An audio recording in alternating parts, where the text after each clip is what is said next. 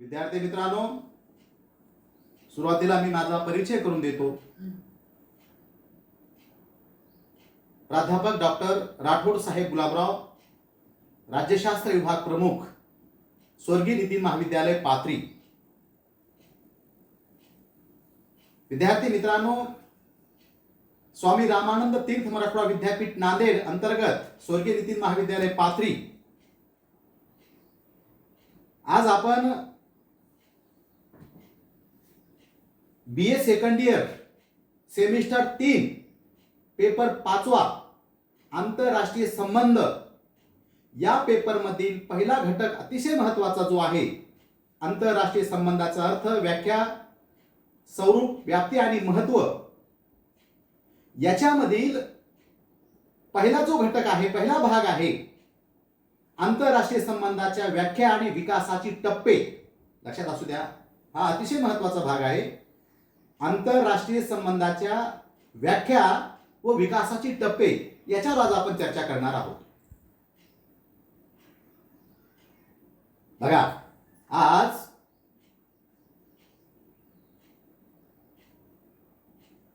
जगामध्ये किंवा सामाजिक शास्त्रामध्ये अनेक विषय आहेत आणि त्या विषयाला महत्त्वाचं स्थान प्राप्त झालेलं आहे. तसं आधुनिक काळामध्ये आंतरराष्ट्रीय संबंध या विषयाला अतिशय महत्त्वाचं स्थान प्राप्त झालेलं आहे. आज हा जो विषय आहे आंतरराष्ट्रीय संबंध, स्वतंत्र विषय म्हणून, स्वतंत्र शास्त्र म्हणून याची चर्चा केली जात आहे.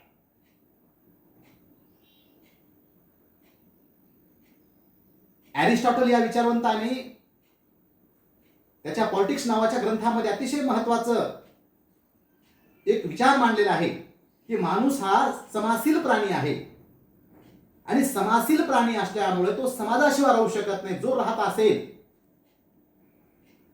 एक तर तो देव असला पाहिजे, नाहीतर तो पशु असला पाहिजे, अशा प्रकारचं विचार त्यांनी मांडलेला आहे. म्हणजे आज प्रत्येक माणूस म्हटलं की त्याला माणसाचा सहवास पाहिजे. तसं आज जगाचं झालेलं आहे. कुठलाही राष्ट्र प्रभावशाली असेल, विकसित असेल, अविकसित असेल, तो एकटा राहू शकत नाही. आधुनिक काळामध्ये आंतरराष्ट्रीय संबंधाच्या स्वरूपाला व्यापकत्व प्राप्त झालेलं आहे. आजचा आंतरराष्ट्रीय संबंध हे गतिशील आहे. मी तुम्हाला म्हटलं की आज जे आहे ते उद्या नाही, किंवा आज कोण शत्रू आणि कोण मित्र हे आपल्याला सांगता येत नाही. आजचा जो शत्रू आहे तो उद्या मित्र आहे, आणि आजचा मित्र उद्या कदाचित शत्रू होऊ शकतो, शत्रू मित्र होऊ शकतो. म्हणजे एवढं गतिशील स्वरूप आंतरराष्ट्रीय संबंधाला आज प्राप्त झालेलं आहे.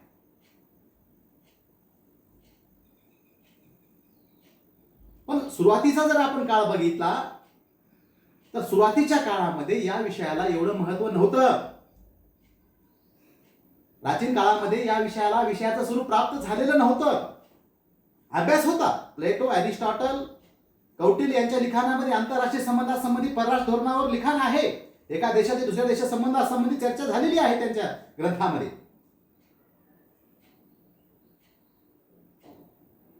पण पहिल्यांदा आंतरराष्ट्रीय संबंधाचा जो उहापोह केलेला आहे, ज्या शब्दाचा वापर केलेला आहे, तो 1789 मध्ये जेरिम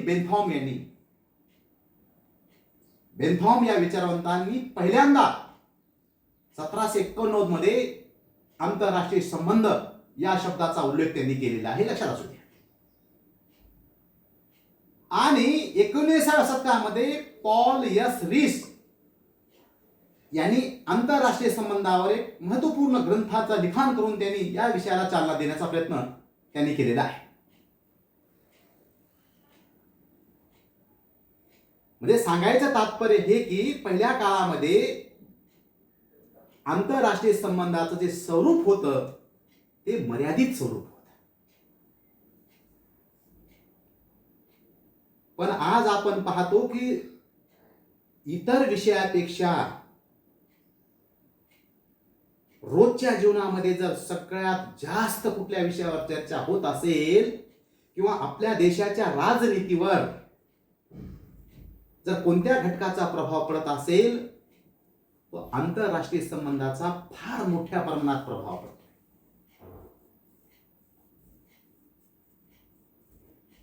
जगातील घडामोडीचा प्रभाव आपल्या देशावर पडतोय.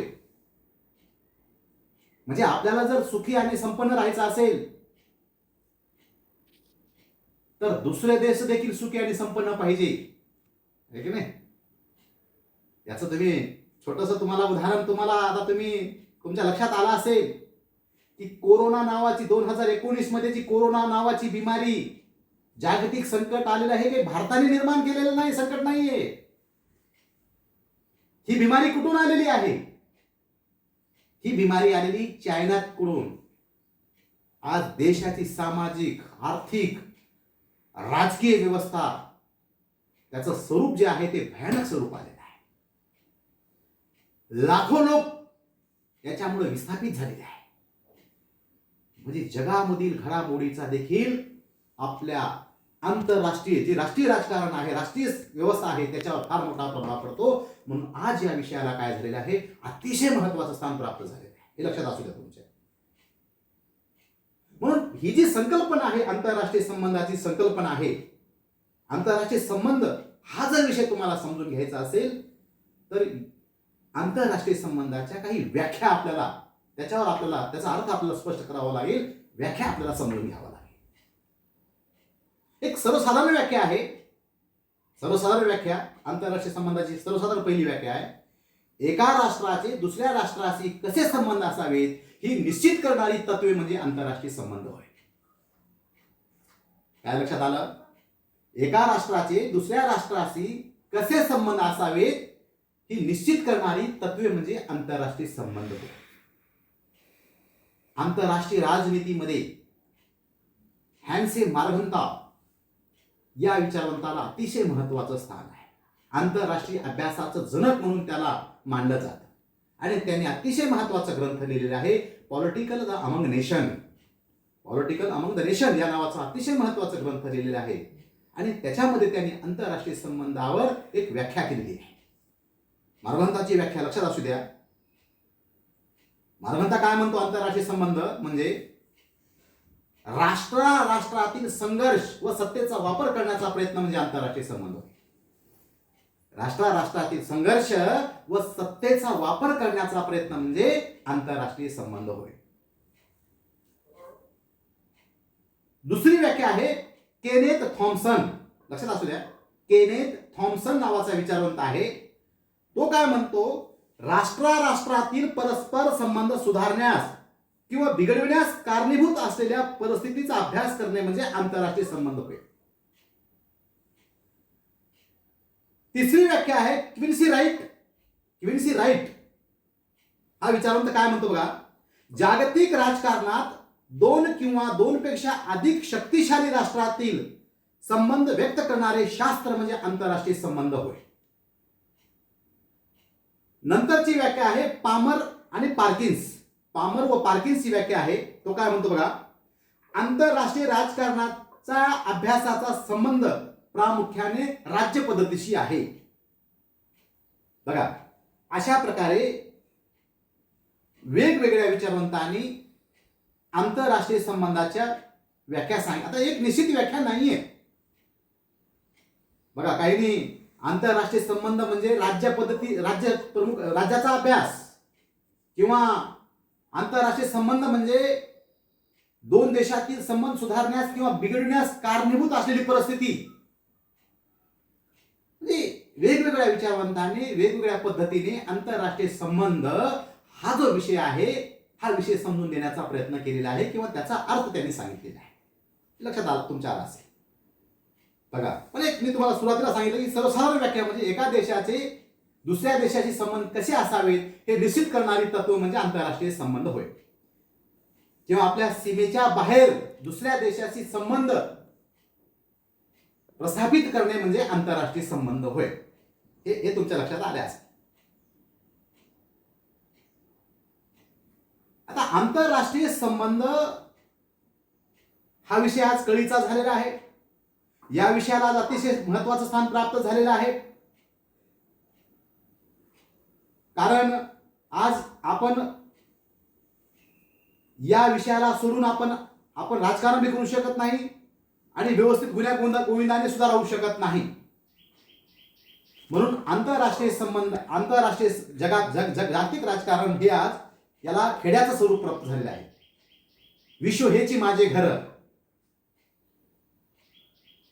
म्हणजे जगातील एखाद्या घटनेचा प्रसाद सगळ्या जगावर पडतो.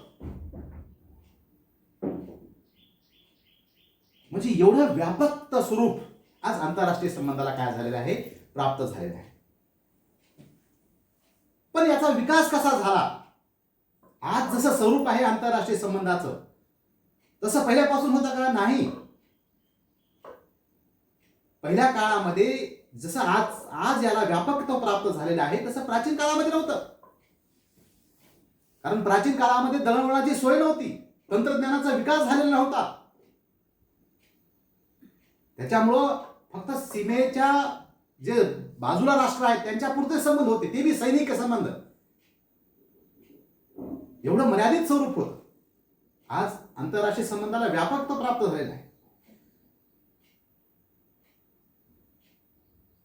म्हणून हा विषय समजून घ्यायचा असेल, आंतरराष्ट्रीय संबंधाचा विकास कसा झाला, तर याची काही निश्चित अशी टप्पे पडतात.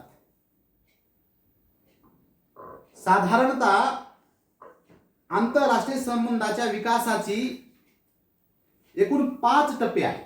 किती? आंतरराष्ट्रीय संबंधाचे विकासाचे एकूण 5 टप्पे, 5 कालखंड याचे पाडलेले आहे अभ्यास करण्यासाठी. आंतरराष्ट्रीय संबंधाचं हे आपण दुसऱ्या मुद्द्याकडे आपण येत आहोत. आंतरराष्ट्रीय संबंधाच्या विकासाची टप्पे किंवा आंतरराष्ट्रीय संबंधाच्या अभ्यासाची कालखंड. पहिला कालखंड आहे इसवी सन 1900 पर्यंतचा कालखंड. पहिला कालखंड किती? इसवी सन 1900 पर्यंतचा कालखंड. अभ्यासाचा पहिला कालखंड 1900 पर्यंतचा. बघा काय म्हणलं मी, की जसं मी तुम्हाला सांगितलं की आज ह्याला व्यापकता आहे, स्वरूप गतिशील झालेलं आहे, तसं 19व्या शतकापर्यंत नव्हतं. जसं आज आंतरराष्ट्रीय संबंधाला महत्वाचं स्थान प्राप्त झालेलं आहे तसं पहिल्या काळामध्ये नव्हतं. का नव्हतं पहिल्या काळामध्ये? एवढ्या माणसाने, एवढी मानवाने प्रगती केलेली नव्हती. एवढ्या इच्छा आकांक्षा बी नव्हत्या त्यांना त्यावेळेस. दळणवळणाची सोय नव्हती, तंत्रज्ञानाचा विकास झाला नव्हता. म्हणून मर्यादित स्वरूप होतं. 19व्या कालखंडापर्यंत आंतरराष्ट्रीय संबंधाचा जो काळ आहे याचं स्वरूप कसं होतं? मर्यादित स्वरूप होतं. पण हळूहळू काय झालं? तंत्रज्ञानाचा शोध सुरू झाला, दळणवळणाच्या साधनामध्ये वाढ झाली. सुरुवातीच्या काळामध्ये याला विषयाचं स्वरूप सुद्धा नव्हता.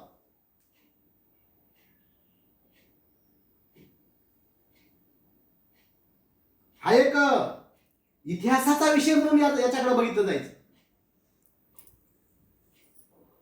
स्वतंत्र विषयाचा दर्जा सुद्धा या विषयाला प्राप्त झालेला नव्हता. हा पहिला टप्पा आहे विकासाचा, हा पहिला कालखंड आंतरराष्ट्रीय संबंधाचा. त्याच्यानंतर दुसरा टप्पा आहे 1900 ते 1918. 1900 ते 1918 हा आंतरराष्ट्रीय संबंधाच्या विकासाचा दुसरा टप्पा.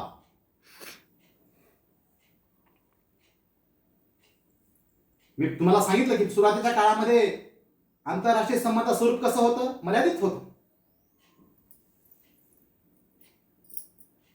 पण 19व्या शतकानंतर आंतरराष्ट्रीय संबंधाच्या स्वरूपामध्ये बदल होऊ लागला. आणि बदल होण्यासाठी पहिली घटना घडली 1914 मध्ये. 1914 ते 1918 पर्यंतचं पहिलं महायुद्ध. 1914 ते 1918 पर्यंतचं पहिलं महायुद्ध. आणि इथून पुढे खऱ्या अर्थाने आंतरराष्ट्रीय संबंध या विषयाच्या अध्ययनाची सुरुवात झाली. याच कालखंडामध्ये याला स्वतंत्र विषयाचा दर्जा प्राप्त झाला. याच कालखंडामध्ये पॉल रीस यांनी जागतिक घडामोडीवर 19व्या शतकामध्ये ग्रंथ प्रकाशित केला.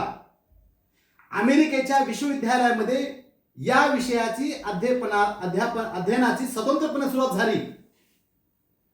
मी तुम्हाला सांगितलं की सुरुवातीच्या काळामध्ये इतिहासाच्या प्राध्यापकाला शिकवलं जायचं, परंतु नंतरच्या काळामध्ये हा राज्यशास्त्राचा एक भाग आहे.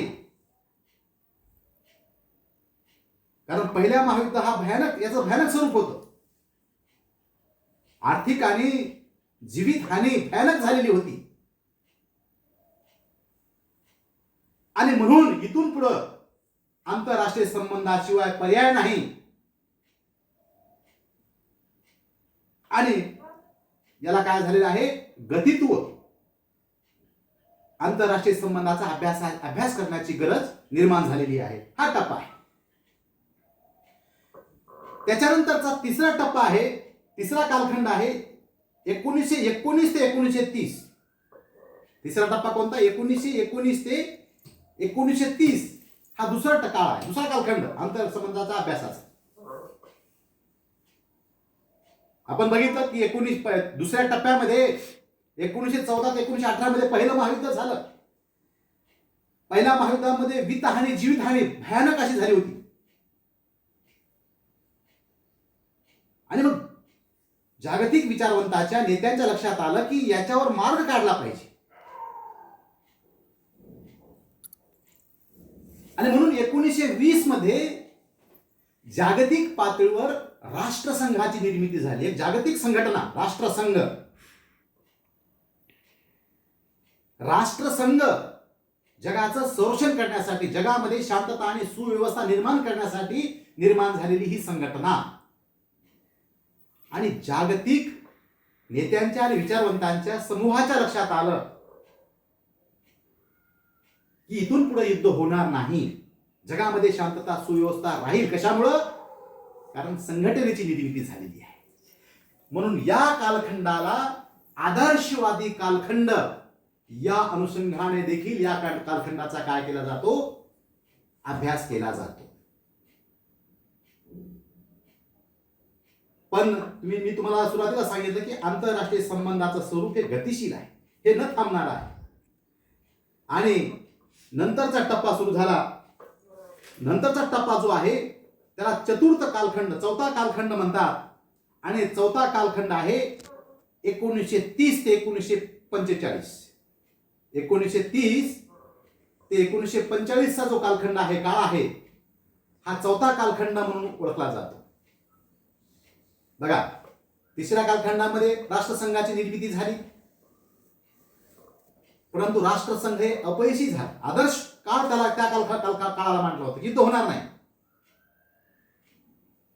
पण पहिल्या महायुद्धामध्ये जी राष्ट्र पराजित झाली होती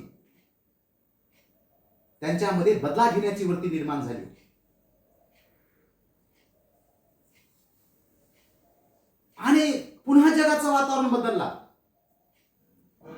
आणि लक्षात आलं की आंतरराष्ट्रीय राजकारणामध्ये आदर्शवादाला महत्व नाही. काय चौथ्या कालखंडामध्ये बघा कसं बदललं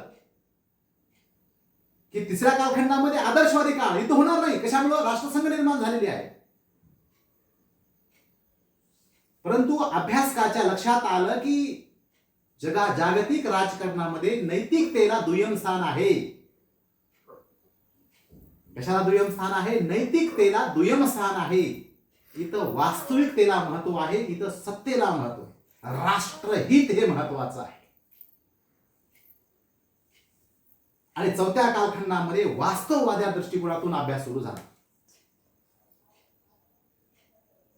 जे युद्ध होणार नाही अशा प्रकारचं भाकीत केलं होतं ते चौथ्या टप्प्यामध्ये पुन्हा जागतिक महायुद्ध झालं. 1939 ते 1945 दुसरं महायुद्ध. आपणास ठाऊक आहे दुसऱ्या महायुद्धाची सहानकता, दुसऱ्या महायुद्धाची भीषणता, जीवित आणि वित्त हानीची मोजमाप करता आलेली नाही. एवढी वित्त आणि मनुष्यहानी दुसऱ्या महायुद्धामध्ये झालेली आहे. 6 ऑगस्ट आणि 9 ऑगस्टला जपानच्या हिरोशिमा आणि नागासाकीवर अमेरिकेने अणुबॉम्बचा प्रयोग केला.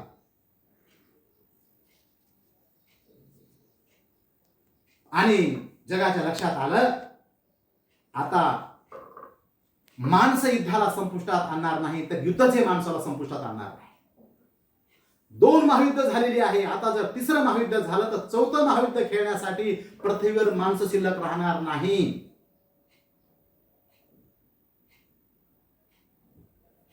म्हणजे अशा प्रकारे आंतरराष्ट्रीय संबंधाचं स्वरूपाला काय झालेले आहे त्याच्यामध्ये परिवर्तन सुरू झालं. आणि 1945 मध्ये जगाच्या सामूहिक संरक्षणासाठी जे राष्ट्रसंघामध्ये ज्या कमकुवत बाबी राहिल्या होत्या त्या दूर करून जागतिक पातळीवर संयुक्त राष्ट्र संघटनेची निर्मिती झाली. म्हणजे बघा कसा बदल झाला आंतरराष्ट्रीय राजकारणामध्ये. म्हणजे अशा प्रकारे या 4थ्या कालखंडामध्ये काय झालेलं आहे बदल झालेला आहे.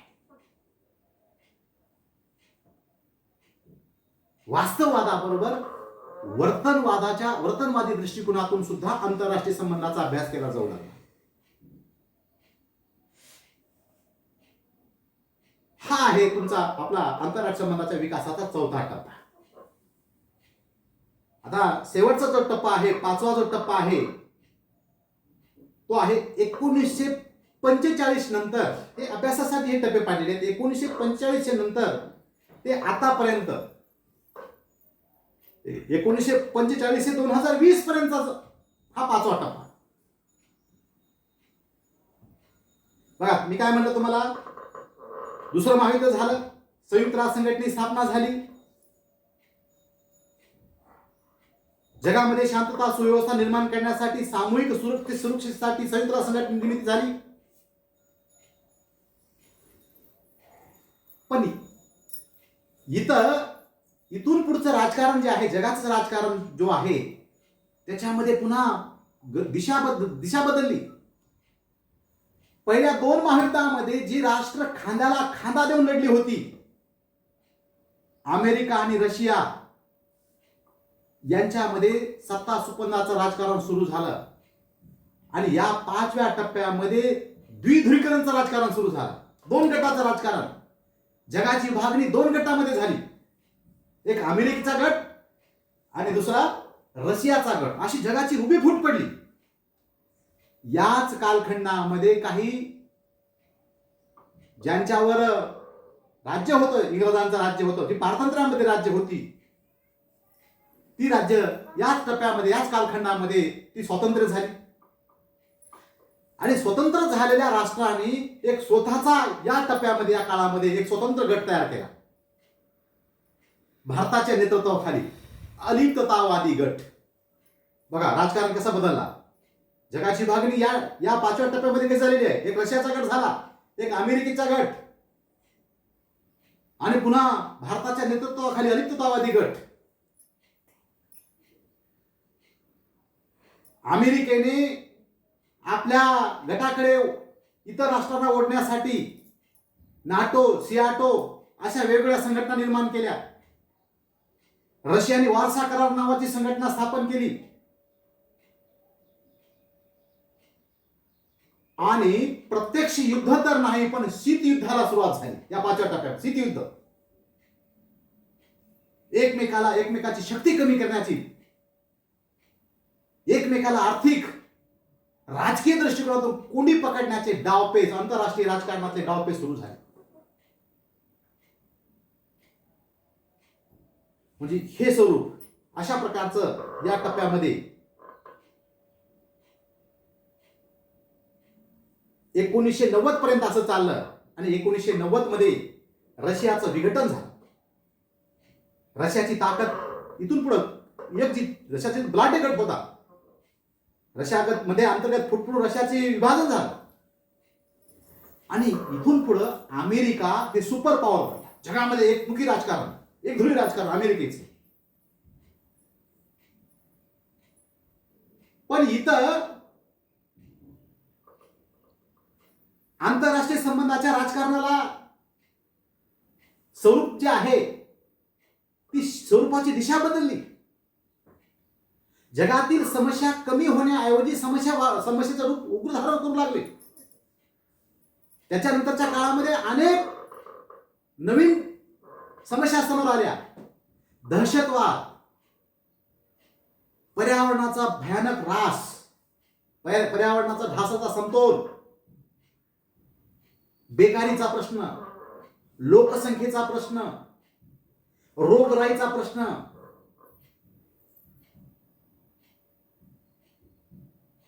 दहशतवाद, आतंकवादामुळे सगळं जग भयभीत झालेलं होय. 2001 मध्ये वर्ल्ड ट्रेड सेंटर भारतावर, रशियावर, अमेरिकेवर कोणता देश आहे की जो देश त्या आतंकवादाने म्हणजे आतंकवादाचे हल्ले त्या देशावर झाले ना, म्हणजे ही समस्या निर्माण झाली. हे जगासमोर आव्हान निर्माण झालं. पर्यावरणाचा ऱ्हास होऊ लागला. पर्यावरणाचा म्हणजे समतोल ढासळला. भूकंप, महापूर असे जागतिक संकट निर्माण झाले. तंत्रज्ञानाचा विकास झाला या काळामध्ये भयानक. परंतु अशा काही रोगराई निर्माण झाल्या. डॉक्टर, तंत्रज्ञान, सगळ्या सुविधा असताना सुद्धा त्या बिमाऱ्या जे काही आहे त्याचं म्हणजे थांब पता लागत नव्हतं. एडस सारखी बिमारी आहे. त्याच्यानंतर तुमचा प्लेग, स्वाईन फ्लू, तंत्रज्ञान असताना, सगळ्या साधन सुविधा असताना ह्या बिमाऱ्या म्हणजे अटकाव येत नव्हत्या. ही समस्या निर्माण झाली. आज आपण पाहतो की आज संपूर्ण देश अचंबित आहे, जग अचंबित आहे. जगासमोर आज इमर्जन्सी जगामध्ये घोषित झालेली आहे.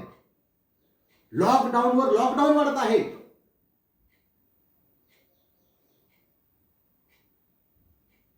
जगाच्या राजकारणाला दिशा वेगळीच निर्माण झालेली आहे.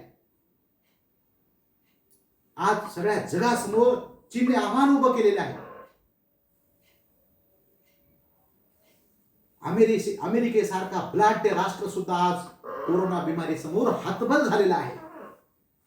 आणि आणि आज आपण पाहतो की याच्यामुळं आज आंतरराष्ट्रीय संबंधाला सुद्धा काय निर्माण झालेले आहे, एक वेगळं रूप प्राप्त झालेले आहे. चायना याच्यावर म्हणजे याच्या कोरोना बिमारीवरचं लक्ष विचलित करण्यासाठी भारतावर अटॅक करीत आहे. भारताला धमकी देत आहे की नाही. म्हणजे हे बघा, हे आंतरराष्ट्रीय राजनीती. म्हणजे अशा प्रकारे आंतरराष्ट्रीय संबंधाच्या विकासाची जी टप्पे आहे, मी तुम्हाला सुरुवातीला सांगितलं की आंतरराष्ट्रीय संबंधाचं स्वरूप जे आहे किंवा टप्पे जे आहेत ते गतिशील आहे. आणि अशा प्रकारे ही आंतरराष्ट्रीय संबंधाचा अभ्यास करण्यासाठी ह्या 5 टप्प्यानुसार, 5 घटकानुसार आंतरराष्ट्रीय संबंधाचा अभ्यास या ठिकाणी केला जातो. तर अशा प्रकारे हा अतिशय महत्त्वाचा जो आंतरराष्ट्रीय संबंधाच्या विकासाचे कालखंड किंवा आंतरराष्ट्रीय संबंधाचे विकासाचे टप्पे, ही 5 टप्पे आहेत. मला खात्री आहे की ही 5 जी टप्पे आहे आणि आंतरराष्ट्रीय संबंधाच्या व्याख्या हे आपणास समजलं असेल. मित्रांनो, धन्यवाद.